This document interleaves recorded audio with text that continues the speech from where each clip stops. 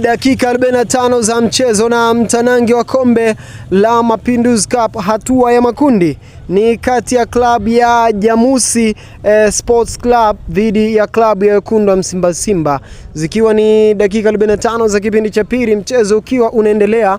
Mambo ni moto kweli, timu zote zinapambana kuhakikisha zinapata matokeo, lakini pia ni kukumbushe katika mchezo uliopita ambapo timu ya Simba Sports Club walicheza dhidi ya Mogadishu City Club, Simba Sports Club hawakupata kitu, lakini pia usahau kwamba Jamusi dhidi ya Singida Black Stars, Jamusi walipata matokeo, Singida waliukosa mchezo huo. Sasa leo Mogadishu walikuwa uwanjani, Mogadishu City Club dhidi ya Singida Black Stars, huku Simba Sports Club dhidi ya Jamusi. Ni dakika 45 za kipindi cha pili zikiwa zinaendelea, timu zote zikiendelea kupambana kwa kisha zinapata matokeo. Unadhani ni timu ipi ambayo itapata mabao mengi zaidi au itapata matokeo leo? Je, ni Mogadishu City dhidi ya Singida Black Stars au ni Simba Sports Club dhidi ya Jamusi? Hii ni Bongo One Media, kama kawaida yetu ni kukujuza taarifa na update zote ambazo zinajiri ndani na nje ya Tanzania. Asante.